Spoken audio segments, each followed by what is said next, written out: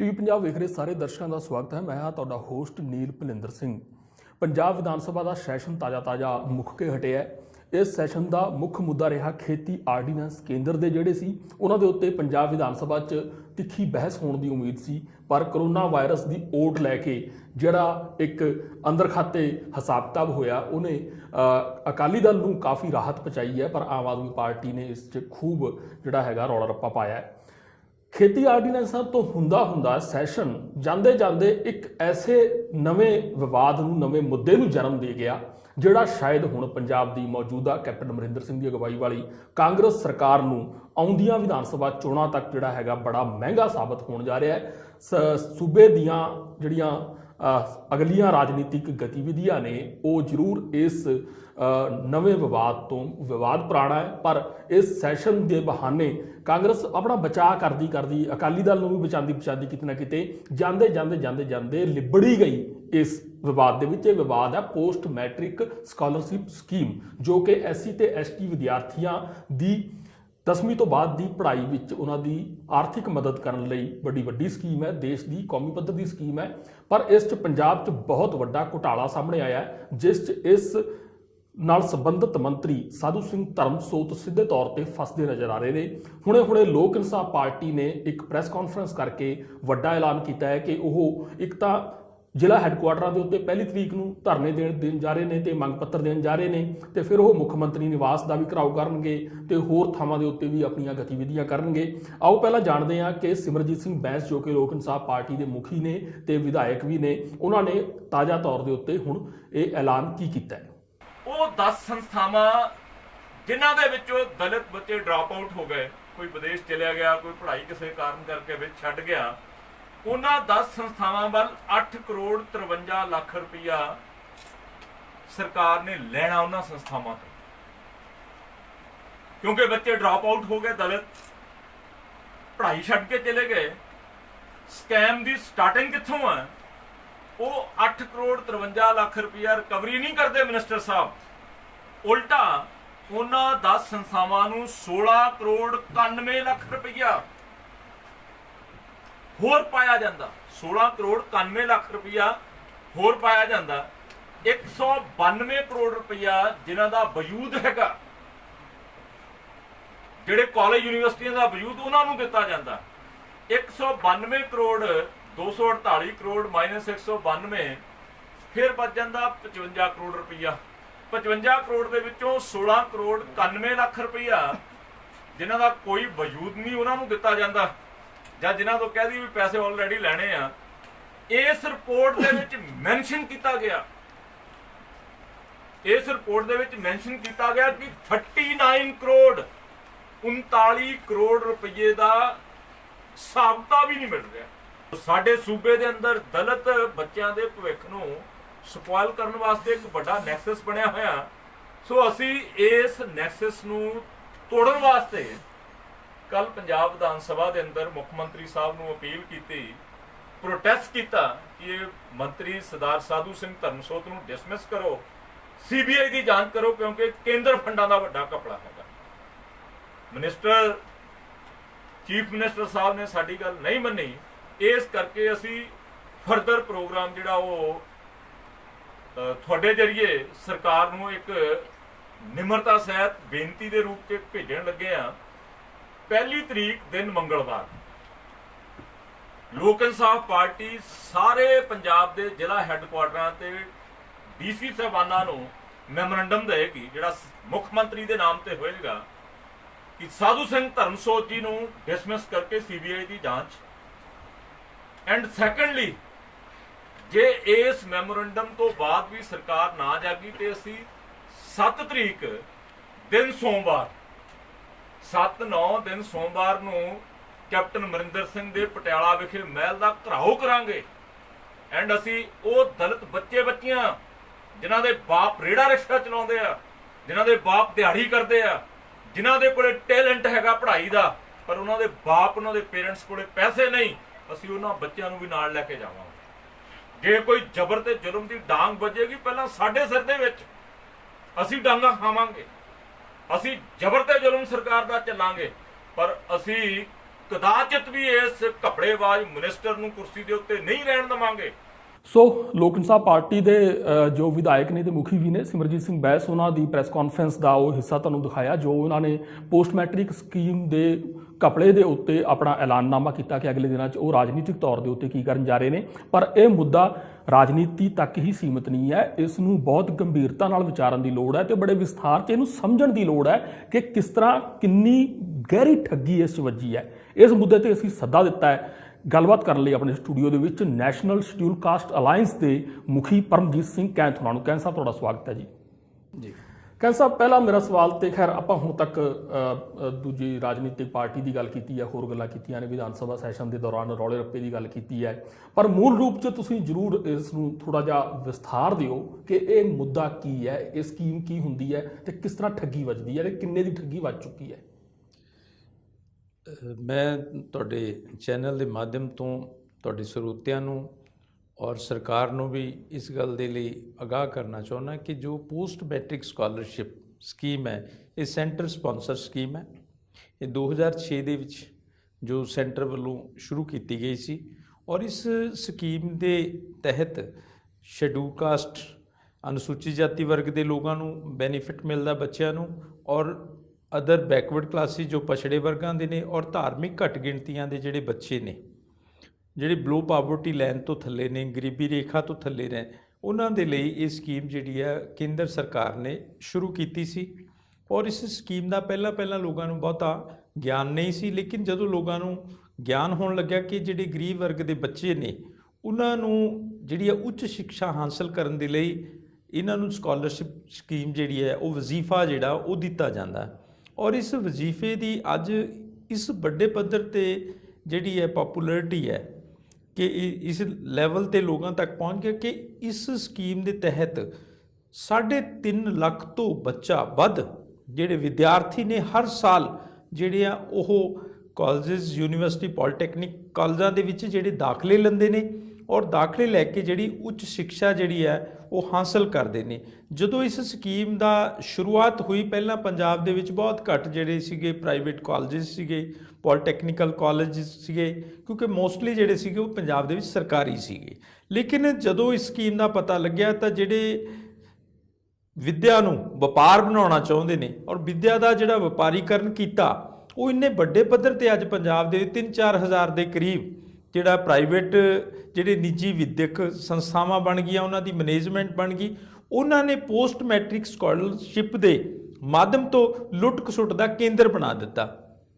ਇਸ ਸਕੀਮ ਦੇ ਵਿੱਚ ਆਪਾਂ ਮਤਲਬ ਕਹਿਣ ਦਾ ਮਤਲਬ ਕਿ ਜੋ ਪੰਜਾਬ ਦੇ ਵਿੱਚ ਇੱਕ ਵਿਦਿਅਕ ਮੈਪ ਜਿਹੜਾ ਬਦਲਿਆ ਦਿਖਦਾ ਹੈ, ਜਿਹਦੇ 'ਚ ਖੁੰਭਾਂ ਵਾਂਗੂ ਵਿਦਿਅਕ ਸੰਸਥਾਵਾਂ ਜਿਹੜੀਆਂ ਨੇ ਉੱਘੀਆਂ ਨਜ਼ਰ ਆ ਰਹੀਆਂ ਨੇ, ਉਹਦਾ ਇੱਕ ਵੱਡਾ ਕਾਰਨ ਇਹ ਹੈ ਕਿ ਇਹ ਸਕੀਮ ਤੋਂ ਜਿਹੜਾ ਉਹਨਾਂ ਨੂੰ ਪੈਸਾ ਮਿਲਦਾ ਸੀ ਤੇ ਇਹ ਪੈਸਾ ਬਟੋਰਨ ਵਾਸਤੇ ਉਹ ਉਚੇਚੇ ਮਨੋਰਥ ਨਾਲ ਇਹ ਆਪਣੀਆਂ ਸੰਸਥਾਵਾਂ ਲੈ ਕੇ ਆਏ ਨੇ, ਨਾ ਕਿ ਉਹਨਾਂ ਦਾ ਵਿੱਦਿਆ ਪ੍ਰਦਾਨ ਕਰਨ ਦੇ ਵਿੱਚ ਕੋਈ ਇਮਾਨਦਾਰੀ ਵਾਲਾ ਯੋਗਦਾਨ ਹੈ। ਜੀ ਤੇ ਕਿਉਂਕਿ ਇਹਨਾਂ ਨੇ ਜਿਹੜੀਆਂ ਵਿਦਿਅਕ ਸੰਸਥਾਵਾਂ ਦੀ ਮੈਨੇਜਮੈਂਟ ਨੇ ਜਿਹੜਾ ਇਹ ਧੰਦਾ ਸ਼ੁਰੂ ਕਰ ਦਿੱਤਾ, ਲੋਕਾਂ ਦੀ ਸੇਵਾ ਨਹੀਂ, ਉਹਨਾਂ ਨੂੰ ਉੱਚ ਵਿੱਦਿਆ ਦੇਣ ਦਾ ਪ੍ਰਬੰਧ ਕਰਨ ਦੀ ਬਜਾਏ ਉਹਨਾਂ ਨੇ ਧੰਦਾ ਬਣਾ ਲਿਆ। ਧੰਦਾ ਬਣਾ ਕੇ ਜਿਹੜਾ ਇਸ ਵੱਡੇ ਪੱਧਰ ਦੇ ਉੱਤੇ ਜਿਹੜਾ ਪੰਜਾਬ ਦੇ ਵਿੱਚ ਹੁਣ ਤੱਕ 1000 ਕਰੋੜ ਤੋਂ ਵੀ ਵੱਧ ਦਾ ਇਹ ਸਕੈਮ ਹੈ। ਜੀ ਸਰਕਾਰ ਪਿਛਲੇ ਸਮੇਂ ਦੌਰਾਨ ਅਕਾਲੀ ਬੀਜੇਪੀ ਸਰਕਾਰ ਰਹੀ, ਉਸ ਦੌਰਾਨ ਵੀ ਵੱਡੇ ਪੱਧਰ ਤੇ ਜਿਹੜੀ ਮੈਨੇਜਮੈਂਟ ਹੈ ਵਿਦਿਅਕ ਅਦਾਰਿਆਂ ਦੀ, ਉਹਨਾਂ ਨੇ ਬਹੁਤ ਵੱਡੇ ਪੱਧਰ ਤੇ ਘਪਲੇਬਾਜ਼ੀਆਂ ਕੀਤੀਆਂ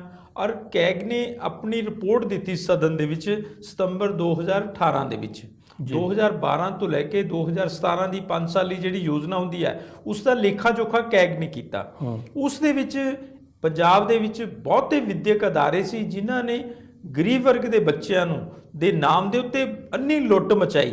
ਉਹਦੇ ਵਿੱਚ ਇੱਕ ਵਿਦਿਆਰਥੀ ਨੂੰ 4-4 ਜਗ੍ਹਾ ਤੇ ਦਿਖਾਇਆ ਗਿਆ, ਉਹਦੀ ਫੀਸ ਨੂੰ ਡਰਾ ਕੀਤਾ ਗਿਆ ਔਰ ਕੁਝ ਬੱਚੇ ਜਿਹੜੇ ਵਿਦਿਆ ਦੇ ਦੌਰਾਨ ਪੜ੍ਹਾਈ ਦੇ ਦੌਰਾਨ ਕੋਰਸਾਂ ਦੇ ਦੌਰਾਨ ਕਰਦੇ ਸੀਗੇ ਉਹ ਛੱਡ ਜਾਂਦੇ ਨੇ, ਉਹਨਾਂ ਦੀਆਂ ਵੀ ਜਿਹੜੀਆਂ ਫੀਸਾਂ ਵਸੂਲੀਆਂ ਗਈਆਂ ਉਹਦੇ ਨਾਲ ਕਈ ਵਿਦਿਆਰਥੀਆਂ ਤੋਂ ਜਿਹੜੀਆਂ ਫੀਸਾਂ ਨੇ ਜਿਹੜੀਆਂ ਉਹ ਵਸੂਲੀਆਂ ਗਈਆਂ, ਲੇਕਿਨ ਉਹਨਾਂ ਨੇ ਵਾਪਸ ਨਹੀਂ ਕੀਤਾ। ਕੈਗ ਨੇ ਬੜੇ ਕਲੀਅਰ ਲਿਖਿਆ ਕਿ ਇਹਨਾਂ ਨੇ ਜਿਹੜੇ ਬੇਨੀਮੀਆਂ ਕੀਤੀਆਂ ਨੇ, ਘਪਲੇ ਕੀਤੇ ਨੇ, ਉਹਨਾਂ ਦੇ ਖਿਲਾਫ ਕਾਰਵਾਈ ਕੀਤੀ ਜਾਣੀ ਚਾਹੀਦੀ ਆ। ਲੇਕਿਨ ਉਸ ਕਾਰਵਾਈ ਕਰਨ ਦੀ ਬਜਾਏ ਜਿਹੜੀ ਸਰਕਾਰਾਂ ਨੇ ਉਹ ਰਾਜਨੀਤੀ ਕਰ ਰਹੀਆਂ। 2017 ਤੋਂ ਬਾਅਦ ਪੰਜਾਬ ਦੇ ਵਿੱਚ ਸਰਕਾਰ ਬਦਲੀ, ਕੈਪਟਨ ਅਮਰਿੰਦਰ ਸਿੰਘ ਦੀ ਸਰਕਾਰ ਆਈ। ਕੈਪਟਨ ਅਮਰਿੰਦਰ ਸਿੰਘ ਜੀ ਦੇ ਚੋਣ ਮੈਨੀਫੈਸਟੋ ਦੇ ਵਿੱਚ, ਕਾਂਗਰਸ ਪਾਰਟੀ ਦੇ ਚੋਣ ਮੈਨੀਫੈਸਟੋ 'ਚ ਲਿਖਿਆ ਸੀ ਕਿ ਅਸੀਂ ਜੋ ਪੋਸਟ ਮੈਟ੍ਰਿਕ ਸਕਾਲਰਸ਼ਿਪ ਦੇ ਵਿੱਚ ਘਪਲੇਬਾਜ਼ੀ ਹੋਈ ਹੈ ਔਰ ਇਹਦੇ ਬੇਨੀਮੀਆਂ ਹੋਈਆਂ, ਅਸੀਂ ਉਹਨਾਂ ਦੀ ਉੱਚ ਪੱਧਰੀ ਜਾਂਚ ਕਰਾਵਾਂਗੇ।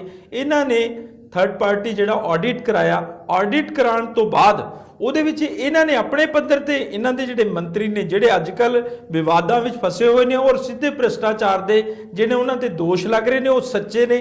ਔਰ ਉਹਨਾਂ ਨੇ ਆਪ ਕਿਹਾ ਕਿ ਸਾਨੇ ਹੁਣ ਤੱਕ ਦਾ ਜੋ ਅਸੀਂ ਇਹਨਾਂ ਦਾ ਆਡਿਟ ਕਰਾਇਆ ਤਾਂ 500 ਕਰੋੜ ਰੁਪਏ ਤੋਂ ਵੀ ਵੱਧ ਦਾ ਜਿਹੜਾ ਘਪਲਾ ਉਹ ਸਾਹਮਣੇ ਆਇਆ। ਇਹ 2017 ਤੋਂ ਪਹਿਲਾਂ ਦਾ 2017 ਤੋਂ ਪਹਿਲਾਂ ਦਾ। ਤਾਂ ਉਹਨਾਂ ਦੇ ਵਿੱਚ ਜਦੋਂ ਇਹਨਾਂ ਨੂੰ ਕੇਂਦਰ ਸਰਕਾਰ ਦੇ ਨਾਲ ਵੀ ਇਹਨਾਂ ਦਾ ਆਪਸੀ ਜਿਹੜਾ ਰਿਫਟ ਪੈਦਾ ਹੋ ਗਈ, ਕੰਫਲਿਕਟ ਪੈਦਾ ਹੋ ਗਿਆ ਕਿ ਉਹਨਾਂ ਨੇ ਕਿਹਾ ਕਿ ਸਾਨੂੰ ਯੂਸੀ ਜਾਰੀ ਕਰੋ, ਯੂਟਿਲਾਈਜੇਸ਼ਨ ਸਰਟੀਫਿਕੇਟ ਸੀਗਾ ਜਿਹੜਾ, ਉਹ ਸਰਟੀਫਿਕੇਟ ਜਾਰੀ ਕਰਨ ਦੀ ਗੱਲ ਕਹੀ। ਇਹ ਵੀ ਉਹਨਾਂ ਵਿਦਿਅਕ ਅਦਾਰਿਆਂ ਨੂੰ ਜਿਹੜਾ ਯੂਸੀ ਜਾਰੀ ਕਰਵਾਉਣ ਦੀ ਬਜਾਏ ਇਹ ਆਪ ਹੀ ਇਸ ਭ੍ਰਿਸ਼ਟਾਚਾਰ ਦੇ ਚੱਕਰਾਂ 'ਚ ਫਸ ਗਏ, ਕਿਉਂਕਿ ਇਹਨਾਂ ਨੇ ਆਪ ਹੀ ਜਿਸ ਤਰੀਕੇ ਨਾਲ ਪਿਛਲੀ ਸਰਕਾਰ ਦੌਰਾਨ ਘਪਲੇਬਾਜ਼ੀ ਹੋ ਰਹੀਆਂ ਸੀ, ਉਸੇ ਤਰੀਕੇ ਨਾਲ ਇਹਨਾਂ ਨੇ ਆਪ ਹੀ, ਇਹਨਾਂ ਦੇ ਮੰਤਰੀ ਨੇ ਸਾਧੂ ਸਿੰਘ ਜੀ ਧਰਮਸਰੋਤ, ਉਹਨਾਂ ਨੇ ਵੀ ਆਪ ਹੀ ਉਸੇ ਮੰਤਰੀ ਦੀ ਤਰ੍ਹਾਂ ਲੁੱਟਣਾ ਸ਼ੁਰੂ ਕਰਤਾ ਜਿਵੇਂ ਪਿਛਲੀ ਸਰਕਾਰ ਦੇ ਦੌਰਾਨ ਇਹ ਘਪਲੇਬਾਜ਼ੀ ਹੋਈ।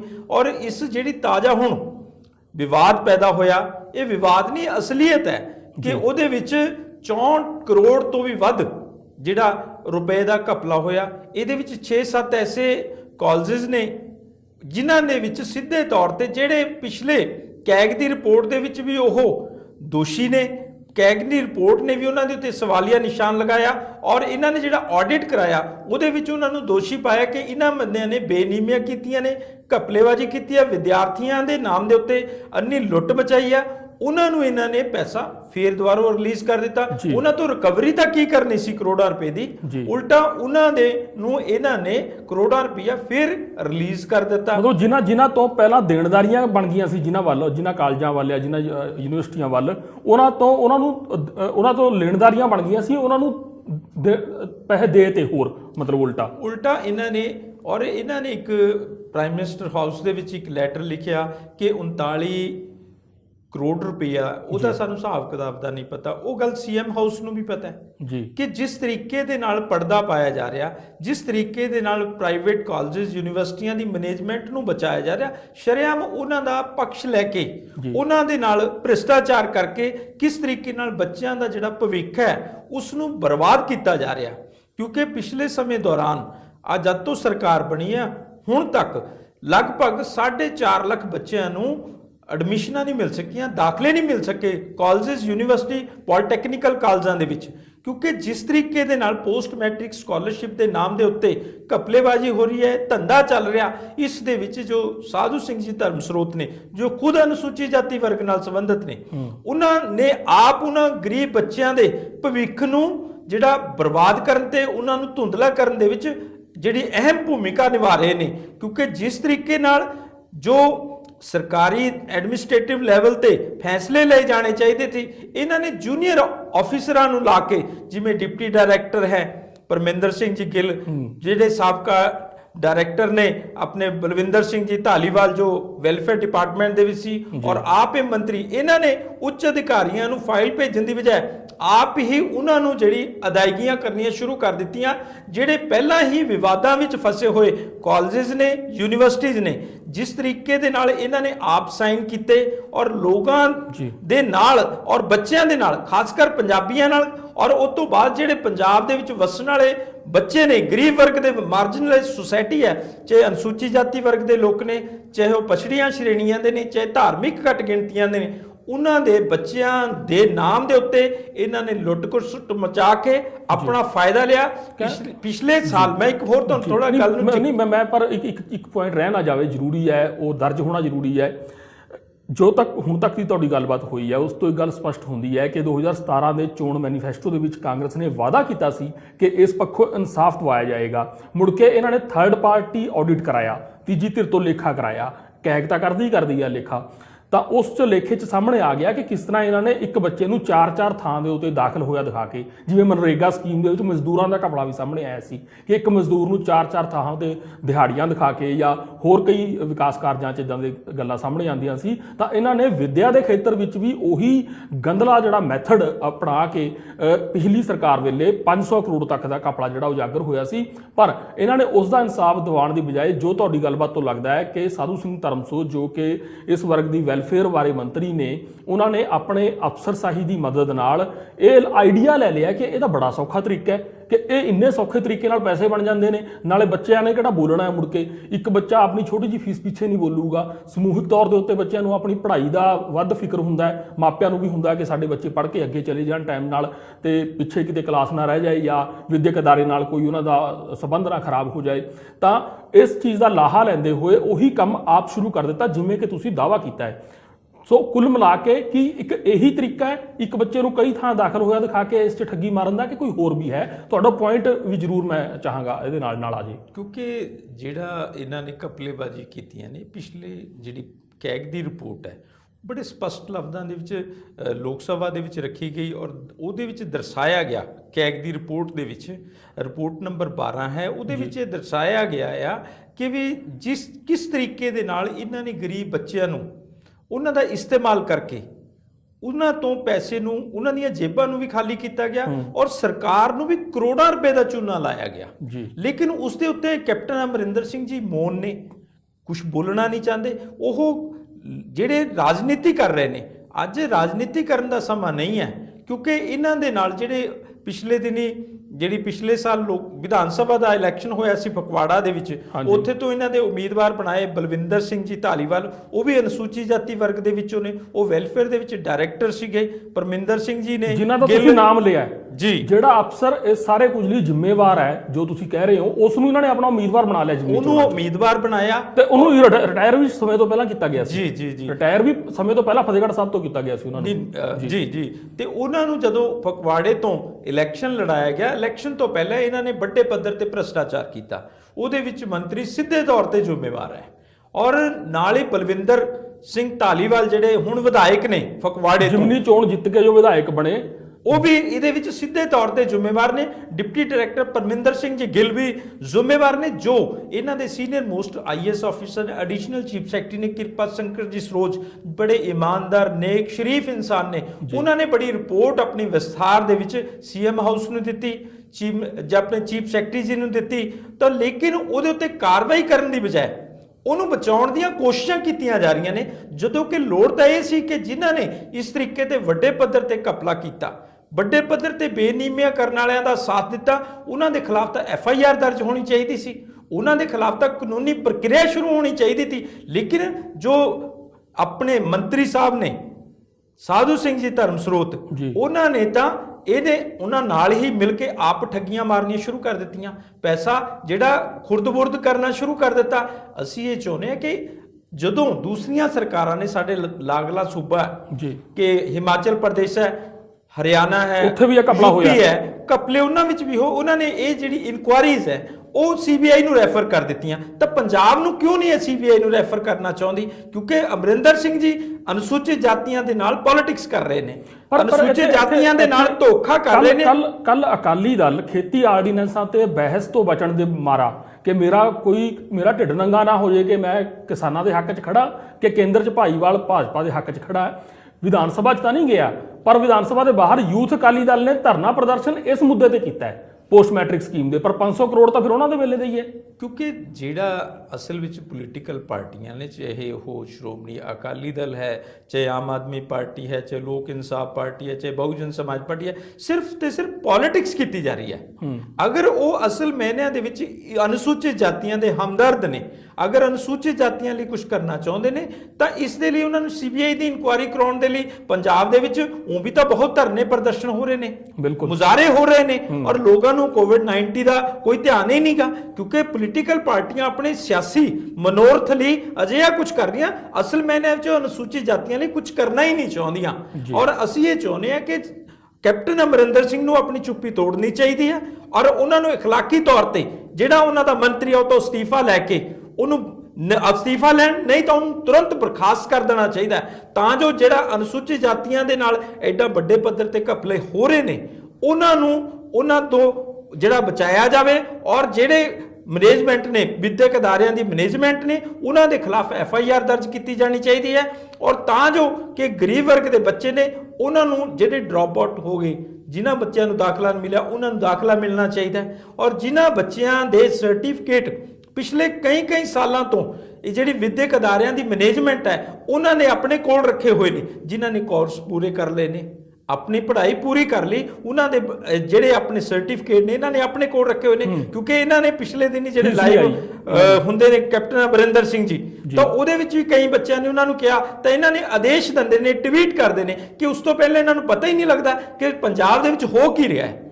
ਕਿਉਂਕਿ ਜਿਨ੍ਹਾਂ ਬੱਚਿਆਂ ਦੇ ਨਾਲ ਇਹ ਜਿਹਾ ਧੋਖਾ ਹੋ ਰਿਹਾ, ਉਹਨਾਂ ਦੇ ਭਵਿੱਖ ਨਾਲ ਖਿਲਵਾੜ ਹੋ ਰਿਹਾ, ਲੱਖਾਂ ਬੱਚਿਆਂ ਦਾ ਜਿਹੜਾ ਜੀਵਨ ਹੈ ਉਹ ਤਬਾਹ ਕੀਤਾ ਜਾ ਰਿਹਾ। ਕੈਪਟਨ ਅਮਰਿੰਦਰ ਸਿੰਘ ਜੀ ਨੂੰ ਮੈਂ ਅਪੀਲ ਕਰਦਾ ਕਿ ਆਪਣੇ ਗਿਰੇਬਾਨ ਦੇ ਵਿੱਚ ਝਾਤੀ ਮਾਰੋ।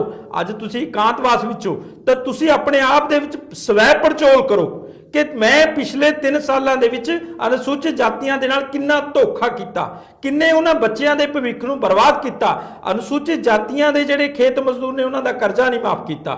ਅਨੁਸੂਚਿਤ ਜਾਤੀਆਂ ਦੀ ਜਿਹੜੀ ਪੋਸਟ ਮੈਟ੍ਰਿਕ ਸਕਾਲਰਸ਼ਿਪ ਹੈ ਉਹ ਬੰਦ ਹੋਣ ਦੇ ਕਗਾਰ ਤੇ ਖੜ ਗਈ ਆ ਕੇ। ਉਸ ਤੋਂ ਬਿਨਾ ਅਨਿਆਏ, ਅਤਿਆਚਾਰ, ਧੱਕਾ, ਕਤਲ, ਬਲਾਤਕਾਰ ਅਨੁਸੂਚਿਤ ਜਾਤੀਆਂ ਤੇ ਹੋ ਰਹੇ ਨੇ। ਇਹਨਾਂ ਦਾ ਉਹਨਾਂ ਵੱਲ ਕੋਈ ਧਿਆਨ ਨਹੀਂ। ਕੱਲੇ ਅਨੁਸੂਚਿਤ ਜਾਤੀਆਂ ਦੇ ਜੀ, ਸਾਰੇ ਈਵਨ ਜੱਟ ਭਾਈਚਾਰਾ ਵੀ ਤਰਾਸਦੀ ਚੋਂ ਗੁਜ਼ਰ ਰਿਹਾ, ਗੁਰਬਤ ਚੋਂ ਗੁਜ਼ਰ ਰਿਹਾ, ਕਰਜ਼ੇ ਦੀ ਪੰਡ ਦੇ ਥੱਲੇ ਦੱਬਿਆ ਹੋਇਆ ਹੈ। ਸਾਰੇ ਵਰਗ ਹੀ ਦੁਖੀ ਨੇ। ਆਪਾਂ ਇਹ ਨਹੀਂ ਕਹਿ ਰਹੇ ਕਿ ਅਨੁਸੂਚਿਤ ਜਾਤੀ ਵਰਗ ਨਾਲ ਧੱਕਾ ਘੱਟ ਜਾਂ ਵੱਧ ਹੋ ਰਿਹਾ, ਸਾਰਿਆਂ ਨਾਲ ਹੋਏ। ਦੇਖੋ ਜਿਹੜਾ ਤੁਸੀਂ ਇੱਕ ਇਸ਼ਾਰਾ ਕੀਤਾ ਹੈ ਕਿ ਮੁੱਖ ਮੰਤਰੀ ਸਾਹਿਬ ਜਿਹੜੀ ਟਵੀਟ ਦੀ ਕਚਹਿਰੀ ਲਾਉਂਦੇ ਨੇ ਅੱਜ ਕੱਲ੍ਹ, ਉਹ ਮੇਰੇ ਖਿਆਲ 'ਚ ਮਾਫਕ ਨਹੀਂ ਹੈਗੀ। ਵੀ ਮੁੱਖ ਮੰਤਰੀ ਸਾਹਿਬ ਜ਼ਮੀਨੀ ਪੱਧਰ ਦੇ ਉੱਤੇ ਮੇਰੇ ਖਿਆਲ 'ਚ ਕੰਮ ਕਰਕੇ ਦਿਖਾਉਣ ਦੀ ਲੋੜ ਹੈ। ਜਿਹੜਾ ਤੁਸੀਂ ਕਹਿ ਰਹੇ ਹੋ ਕਿ ਮੈਂ 2022 'ਚ ਹਾਲੇ ਇੱਕ ਪਾਰੀ ਹੋਰ ਖੇਡ ਸਕਦਾ, ਉਹ ਟੈਨਿਸ ਦਾ ਬੱਲਾ ਖੇਡ ਕੇ, ਬੈਡਮਿੰਟਨ ਦਾ ਬੱਲਾ ਖੇਡ ਕੇ ਤੁਸੀਂ ਇਹ ਬੜਕ ਮਾਰੀ ਸੀ ਕਿ ਮੈਂ ਦੁਬਾਰਾ ਫੇਰ ਹਾਲੇ ਜਵਾਨ ਮਹਿਸੂਸ ਕਰਦਾ। ਇਸ ਤਰ੍ਹਾਂ ਦੀ ਜਵਾਨੀ ਦੀ ਲੋੜ ਨਹੀਂ, ਇਸ ਤਰ੍ਹਾਂ ਦੇ ਜੋਸ਼, ਇਸ ਤਰ੍ਹਾਂ ਦੀ ਬੜਕਾਂ ਦੀ ਲੋੜ ਨਹੀਂ ਪੰਜਾਬੀਆਂ ਨੂੰ ਜ਼ਮੀਨ ਦੇ ਉੱਤੇ ਇਨਸਾਫ ਦੀ ਲੋੜ ਹੈ। ਪੰਜਾਬੀ ਮਰ ਰਿਹਾ ਹੈ, ਬੜੀ ਬੁਰੀ ਤਰ੍ਹਾਂ ਤਰਾਸਦੀ ਚੋਂ, ਆਰਥਿਕ ਤਰਾਸਦੀ ਚੋਂ ਗੁਜ਼ਰ ਰਿਹਾ ਹੈ। ਖਾਸ ਕਰ ਕਰੋਨਾ ਮਹਾਮਾਰੀ ਨੇ ਦੂਣੀ ਨਹੀਂ ਚੌਗੁਣੀ ਜਿਹੜੀ ਮਾਰ ਪੰਜਾਬੀ ਨੂੰ, ਪੂਰੇ ਦੇਸ਼ ਵਿੱਚ ਵੈਸੇ ਤਾਂ ਮਾਰੀ ਆ ਆਮ ਵਰਗ ਨੂੰ, ਪਰ ਪੰਜਾਬੀਆਂ ਨੂੰ ਕਈ ਗੁਣਾ ਮਾਰ ਪਈ ਹੈ। ਤੇ ਇਹ ਮੇਰੇ ਖਿਆਲ 'ਚ ਬਹੁਤ ਗੰਭੀਰਤਾ ਨਾਲ ਸੋਚਣ ਦੀ ਲੋੜ ਹੈ। ਖਾਸ ਕਰ ਜਿੱਥੇ ਗਰੀਬ ਬੱਚਿਆਂ ਦੀ ਪੜ੍ਹਾਈ ਦਾ ਸਵਾਲ ਆਉਂਦਾ ਤੇ ਕਿਸੇ ਦੀ ਵਿੱਦਿਆ ਦੇਣ 'ਚੋਂ ਤੁਸੀਂ ਅਗਰ ਉਸ 'ਚੋਂ ਵੀ ਠੱਗੀ ਮਾਰਦੇ ਹੋ ਤਾਂ ਉਹ ਤਾਂ ਮੇਰੇ ਖਿਆਲ 'ਚ ਬਹੁਤ ਹੀ ਨਮੋਸ਼ੀਜਨਕ ਹੈ। ਖਾਸ ਕਰ ਉਸ ਸੂਬੇ ਲਈ, ਉਸ ਪੰਜਾਬ ਲਈ ਜਿਸ ਨੂੰ ਆਪਾਂ ਕਹਿੰਦੇ ਆ ਕਿ ਗੁਰੂਆਂ ਦੀ ਵਸਾਈ ਹੋਈ, ਗੁਰੂਆਂ ਪੀਰਾਂ ਦੀ ਵਸਾਈ ਹੋਈ ਧਰਤੀ ਆ। ਬਹੁਤ ਸ਼ੁਕਰੀਆ ਕੈਂਥ ਸਾਹਿਬ। ਅਸੀਂ ਅੱਗੇ ਵੀ ਜ਼ਰੂਰ ਇਸ ਗੱਲ ਨੂੰ ਦੁਬਾਰਾ ਇਸ 'ਤੇ ਚਾਹਾਂਗੇ ਕਿ ਆਪਾਂ ਅੱਗੇ ਵਧਾਈਏ ਇਸ ਗੱਲ ਨੂੰ। ਬਹੁਤ ਸ਼ੁਕਰੀਆ ਜੀ। ਸਤਿ ਸ਼੍ਰੀ ਅਕਾਲ ਜੀ, ਮੈਂ ਨਿਰਮਲ ਮਾਨ, ਪੂਰਾ ਟੈਕਸ ਸੈਟਲਮੈਂਟ ਤੋਂ। ਇਹ ਤੁਸੀਂ ਵੀਡੀਓ ਦੇਖ ਰਹੇ ਸੀ TV ਪੰਜਾਬ ਦੇ ਉੱਤੇ। ਇਹੋ ਜਿਹੇ ਹੋਰ ਜਾਣਕਾਰੀ ਭਰਪੂਰ ਵੀਡੀਓ ਦੇਖਣ ਵਾਸਤੇ TV ਪੰਜਾਬ ਦੇ ਚੈਨਲ ਨੂੰ ਸਬਸਕ੍ਰਾਈਬ ਕਰੋ ਤੇ ਨਾਲ ਹੇਠ ਦਿੱਤੇ ਹੋਏ ਬੈਲ ਆਈਕਨ ਨੂੰ ਬਟਨ ਦਬਾਓ। ਸਤਿ ਸ਼੍ਰੀ ਅਕਾਲ।